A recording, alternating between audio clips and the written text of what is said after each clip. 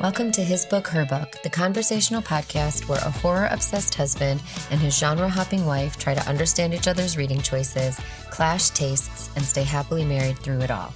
Together, we'll dive into stories from opposite ends of the bookshelf, laughing, debating, recommending, and occasionally roasting each other's picks. Because in this relationship, there's one guarantee. The only thing scarier than his novels is my TBR shelf. This is His Book, Her Book, hosted by German and Jacqui. Sit back, grab a snack, and enjoy the literary chaos.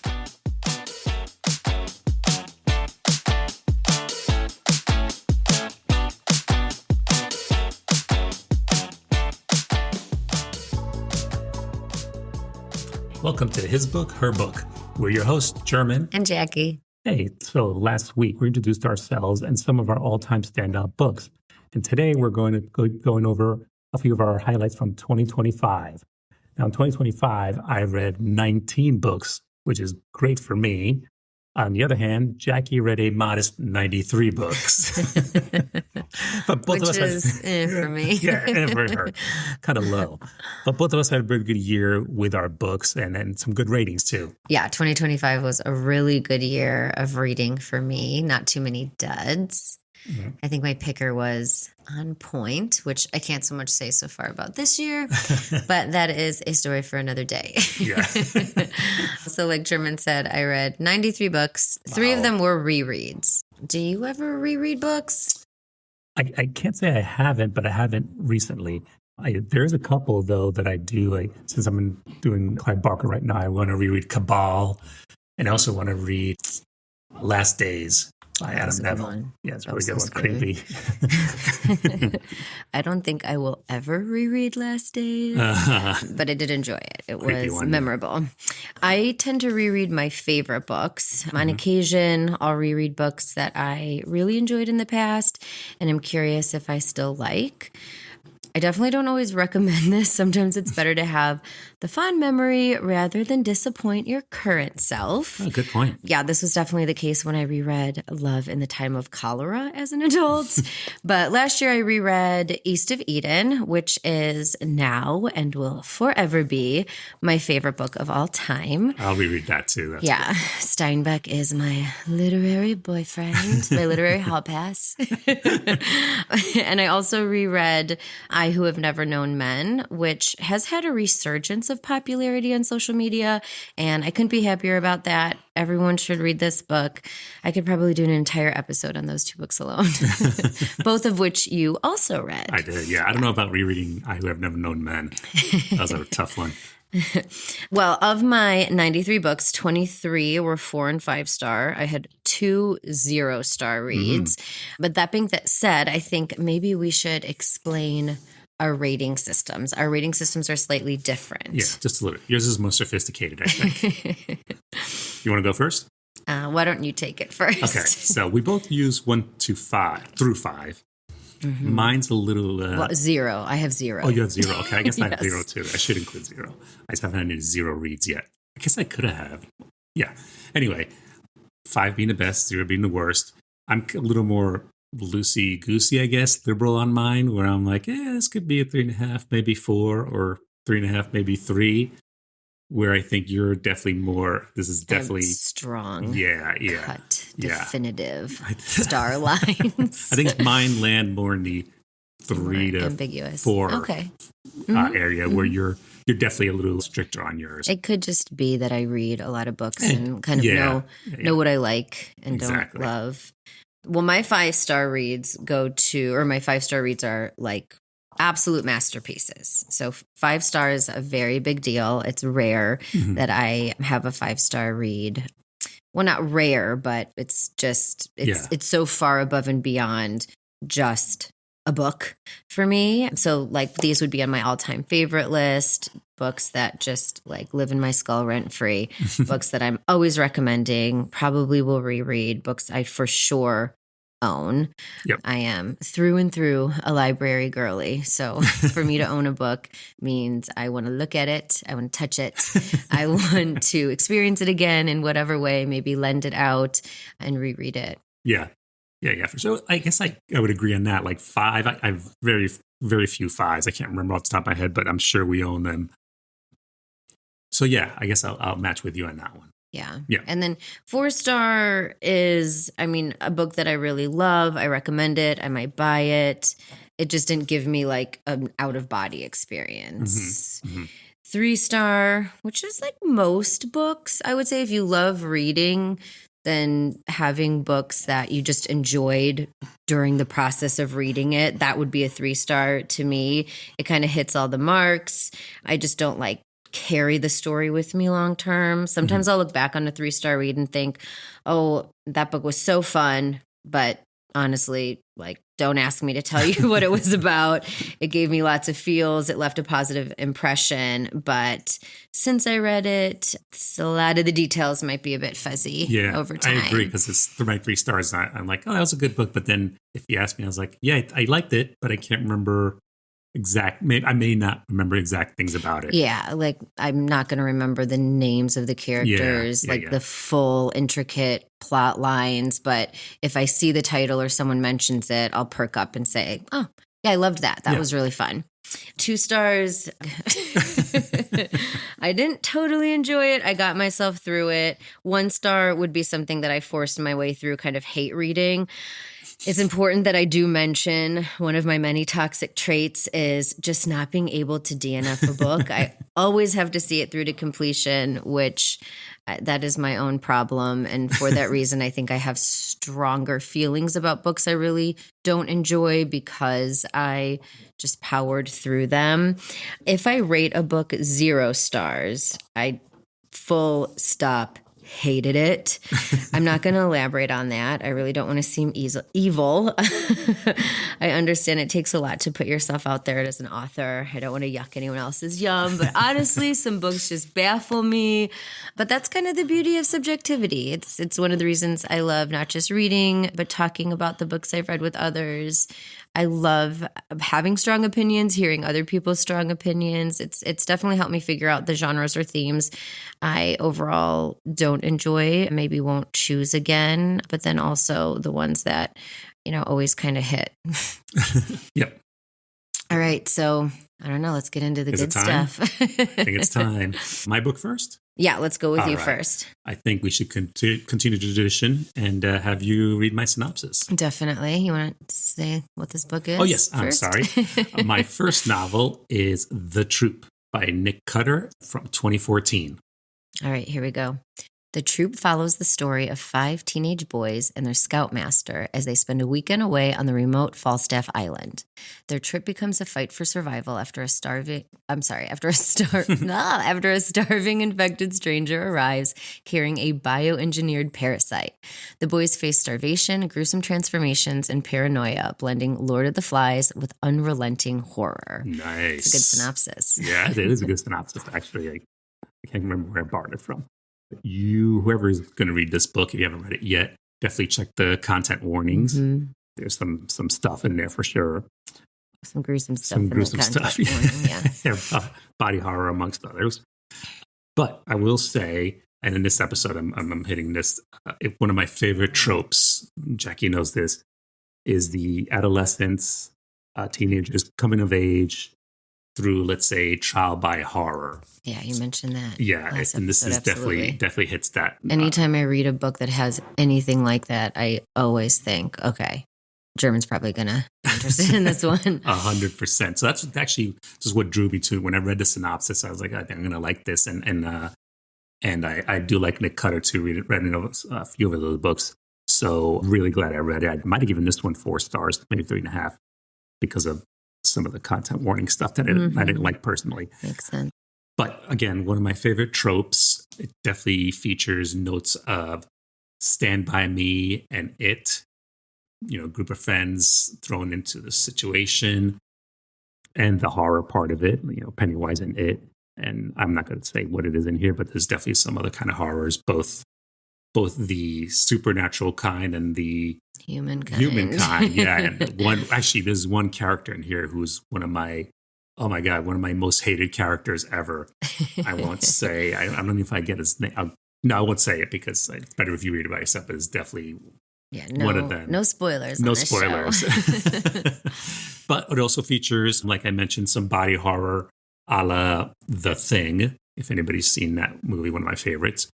So look out for that. And also the Lord of the Flies type of isolation, paranoia. In this case, the troop members turning on each other or being turned on each other, being tricked, manipulated, et cetera, et cetera. It is told in third person by the omniscient narrator, knows everything that's going on. But there's also some external pieces, news clips, interviews, journals, and psychologist sessions going on there too. That's cool. Yeah, and actually, well, I will say many of those external pieces, the clips, etc., will kind of give you a clue into what's coming up in the following chapter you're going to read, which I thought was a very cool thing they did. Again, love this book.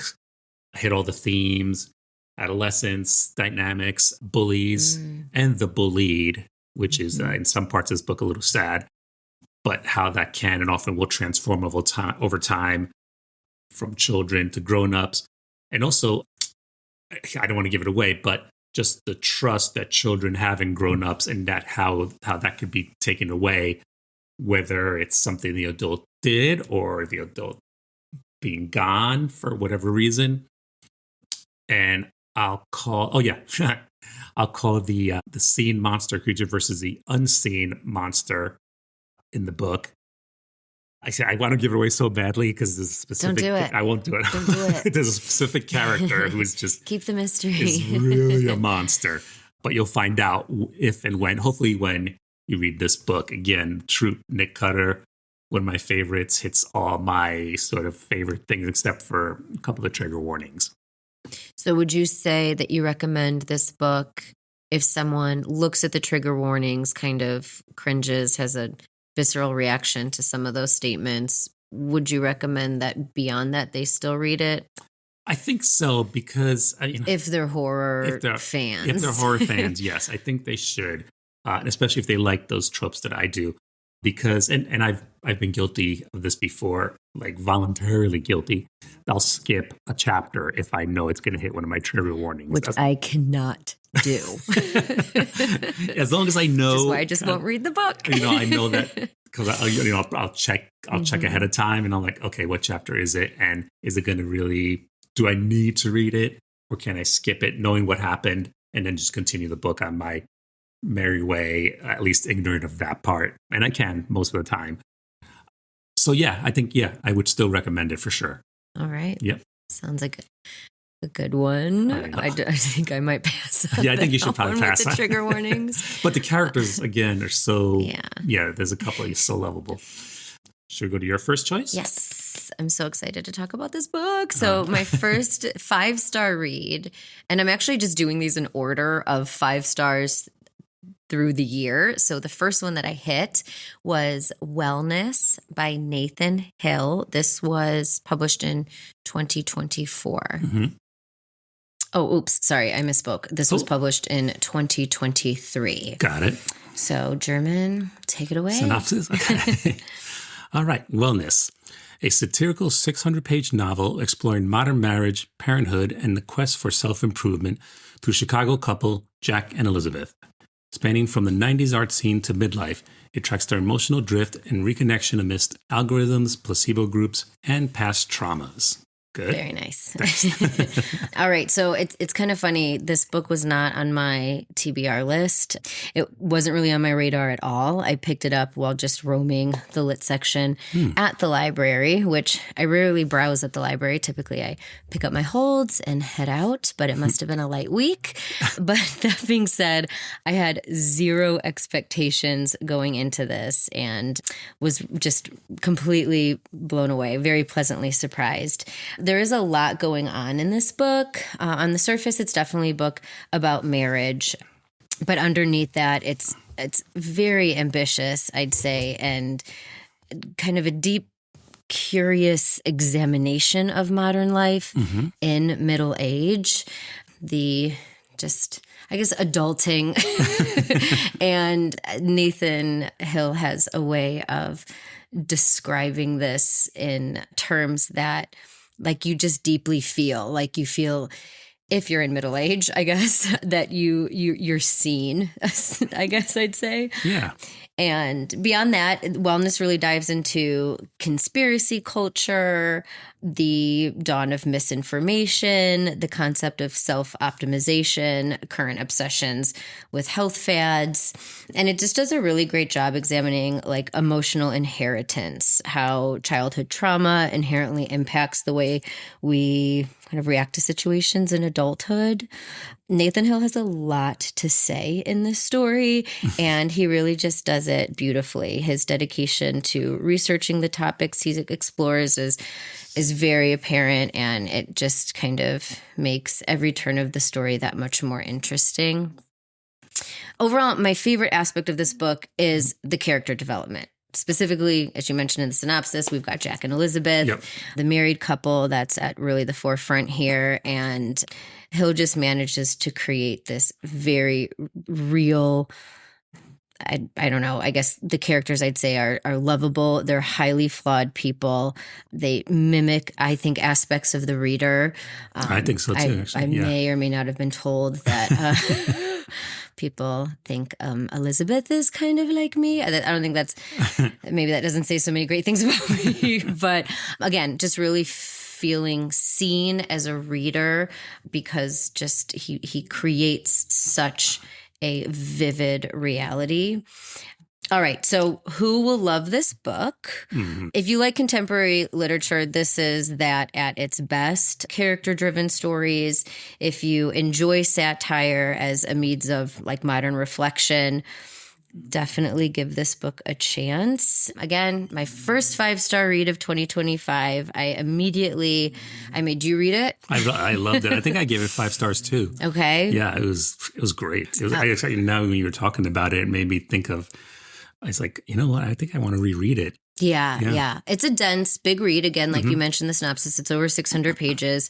But like most really good long books, they don't feel long. Not at all. I also had my mom read this book. My best friend read this book.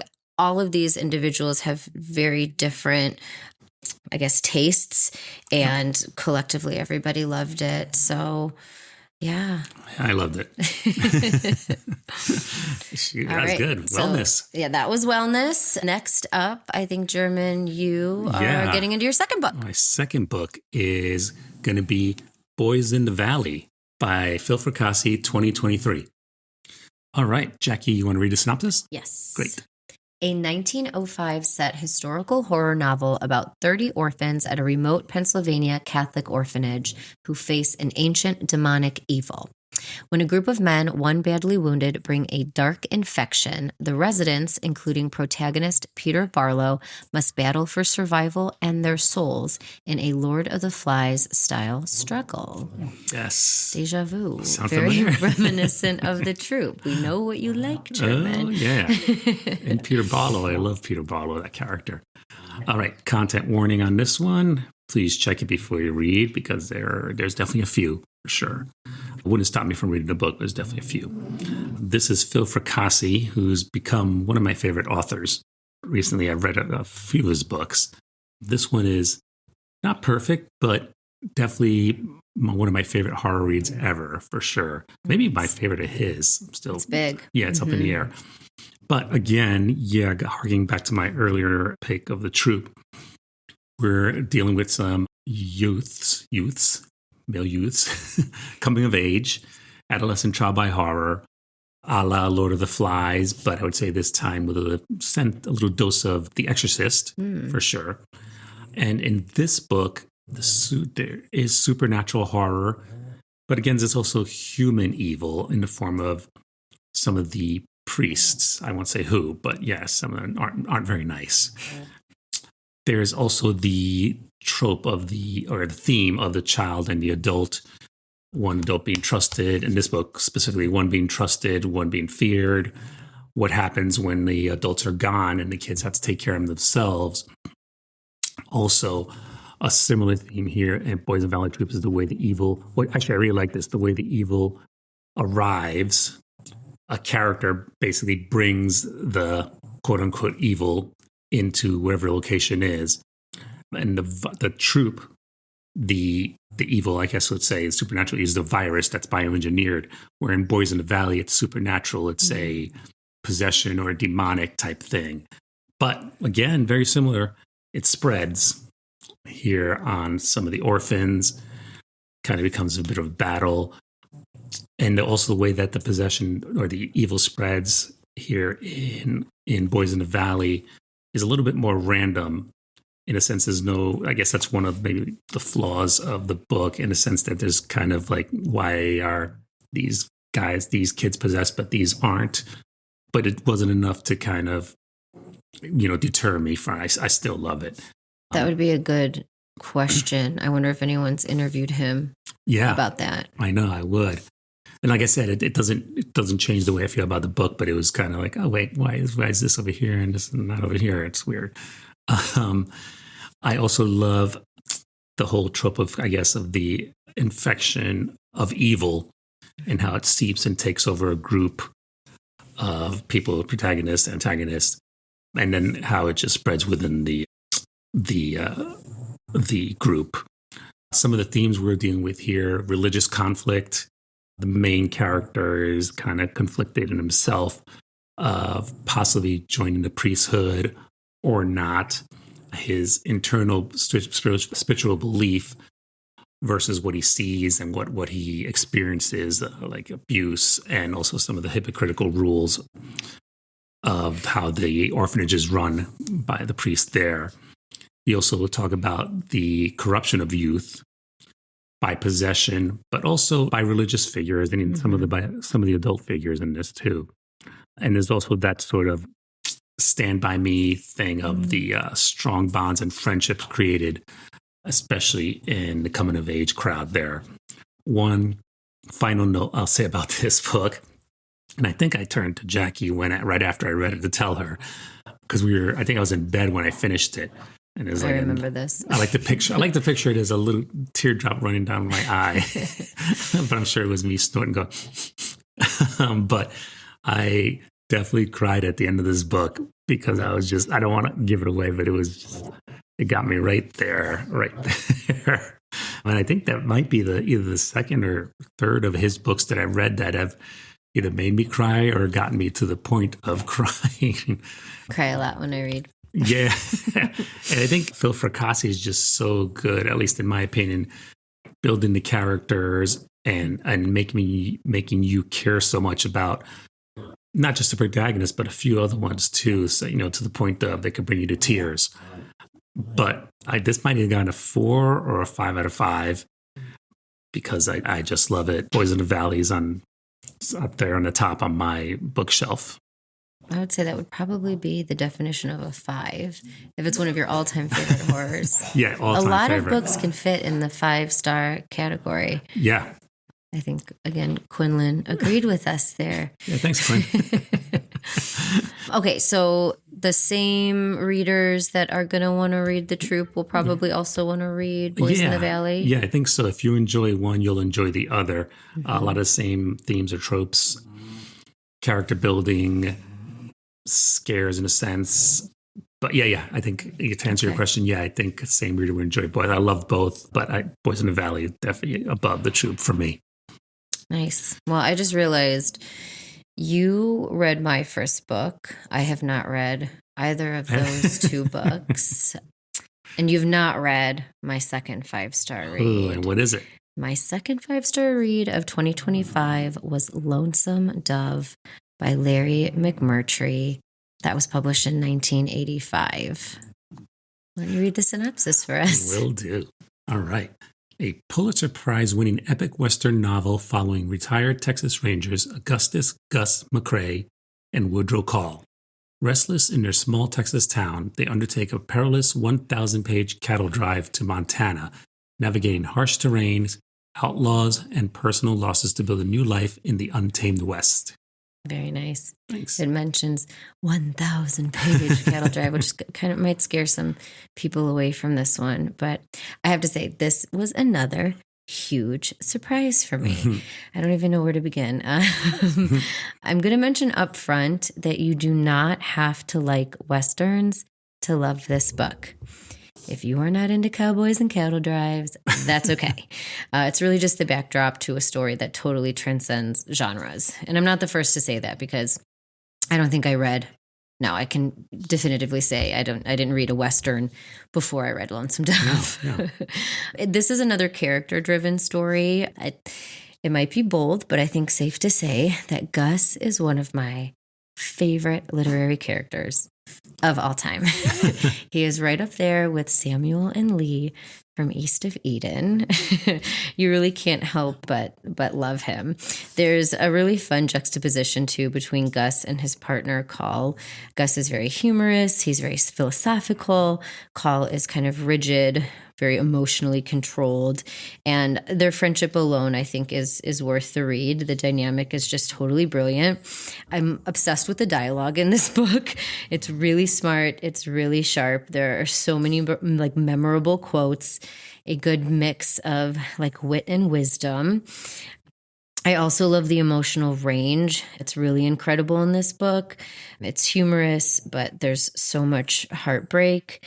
The characters are just so strong, so memorable. I would consider this book to be like a modern American classic. Oh. I think that's very safe to say. I think a lot of people would agree with that. All right, so who's going to love this book? It's obviously like a historical fiction type book. So I would say that would be, the first go. Also, if you are into like sweeping adventures, again, more of the character driven stories, tales of friendship and loyalty, I would say, because the friendship between Gus and Call is like center stage in this book. And then again, if you think you don't like Westerns, if you're kind of put off by the idea of a Western, if you're put off by a book that's this long, I would really push you to try, because I think you're going to be just as surprised as I was, truly. Well, it sounds like I might want to read it. Yeah, I'm surprised I haven't forced you to read this Me one too. yet. It kind of sent me into a tailspin with some of his other novels as well, which some of those would be honorable mentions. But in all honesty, what I've read, Lonesome Dove still really stands out as the epic to beat. All right. Lonesome Dove. I got to add it to my want to read. And you had another 5-star read this year, right? I did. Or last year. I did. I know you had 2 books to review. I really wanted to review my third 5-star read because it's definitely worth talking about. Fine. What is it? It was Where I End by Sophie White. This was published in 2022. Mm-hmm. You want to read the synopsis? Sure. Okay. All right. So, Where I End is a literary horror novel set on an isolated Irish island following 20-year-old Elin, who cares for her mute, decaying mother. The story focuses on Elin's obsession with a visiting artist, Rachel, and her baby, leading to a dark, visceral climax involving family secrets and superstitions. Okay. So I know this book is classified as horror, but it is more on a psychological level. It's kind of the horror of obligation and love curdling into resentment. It poses questions like, what happens inside a person when memory, identity, and longing kind of start to blur? Mm-hmm. It's, again, one of those more like intellectual horror books, I would say. Gotcha. Surprise, surprise. At the center of this story is a deeply compelling main character. She is navigating both an external situation and a rich, very like unsettling internal world. And what the author does such a great job with is putting the reader directly inside that consciousness. One of the novel's strong themes is self-definition. How much of who we are is shaped by the past, how much can be rewritten. There's a lot of time spent asking difficult questions about autonomy and agency. There's this strong sense of reckoning with both the body, memory, choices that shape a life. At this point, just kind of as I'm thinking about the story, I will note that you should check the trigger warnings for this one. It examines womanhood and expectations. What are women expected to give? How much suffering is framed as love? The atmosphere of this book is also just awesome. The setting feels very isolated and suffocating, and that kind of oppressive energy really adds so much to the story itself. Jeez. I know. I can't believe you haven't read this one yet. I was about to say, I can't believe you didn't recommend it to me. It's a horror novel, right? Yeah. Well, yes. Kind of. I feel like I probably did recommend this one to you. We do have a copy of it. Okay. My mom read it recently. My mom loved it. So she does not read horror. So that kind of helps with like who should read this book. Obviously, it's kind of classified as folk horror, which I definitely get. Character driven, if you like atmospheric novels, kind of unsettling character dynamics, stories that explore identity, inner conflict, but you do not have to be a horror fan.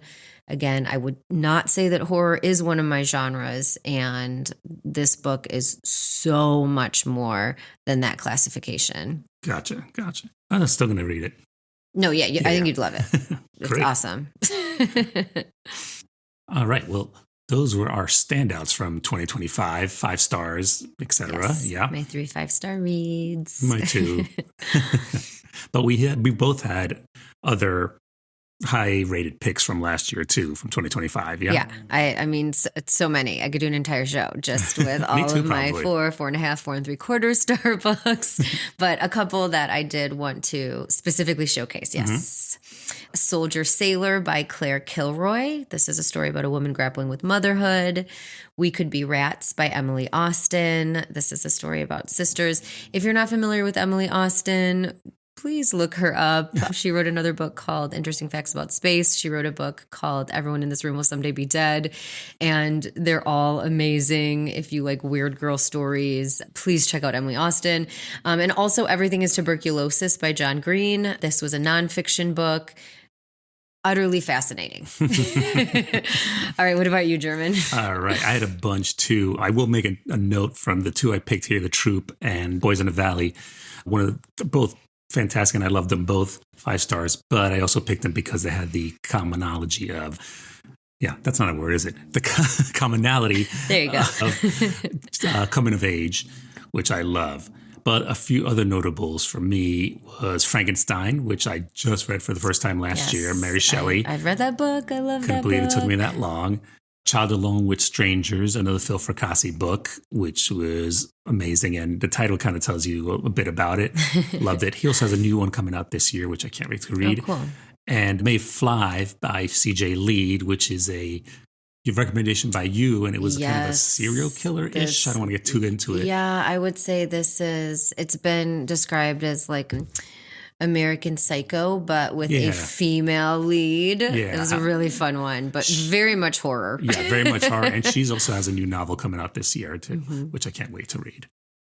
So some other standouts. I don't want to bring it down now, but were there any disappointments that you had this year?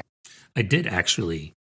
The author was Agustina Basterica, who is one of the most prominent Latin American authors out right now.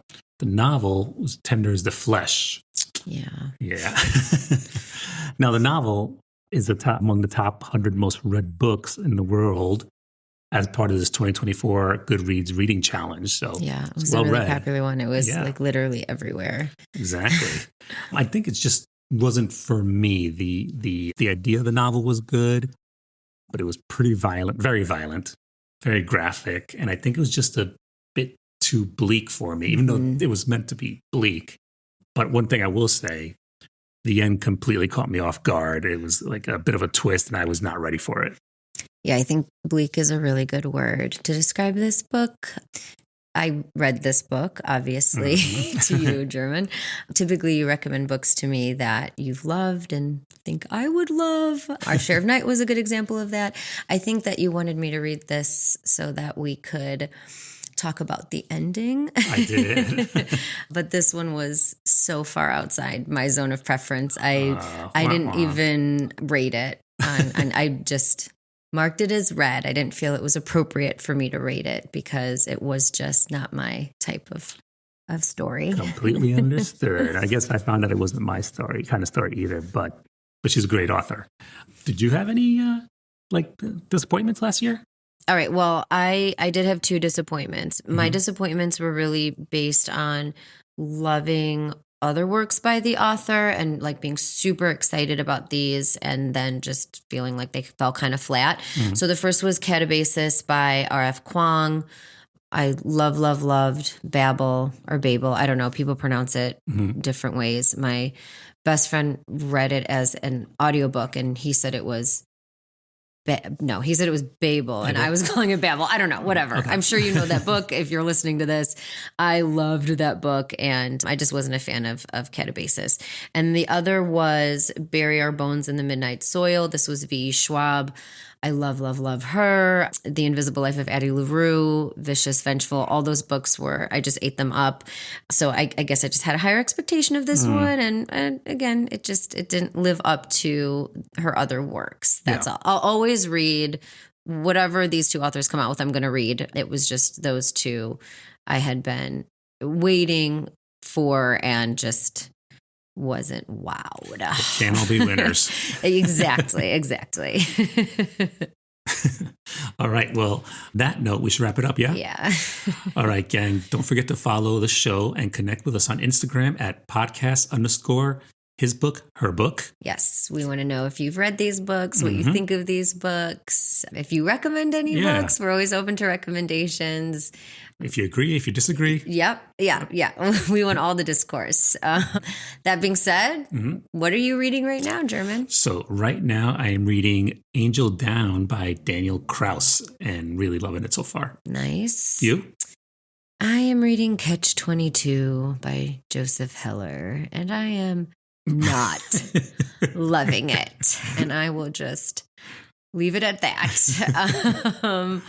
Let's see. Well, let's talk a little bit about what the next episode is going to be. All right. Next episode is going to be some of our favorite example of tropes we enjoy. Though I hit that a little bit this week, but we'll deal with it next week. Mine is going to be haunted house horror. And mine is going to be time travel. Love me a time travel trope. All right. That's the next episode. And I hope you join us for our next episode. Until then, thank you for listening to His Book, Her Book. Hopefully they become your books. Bye.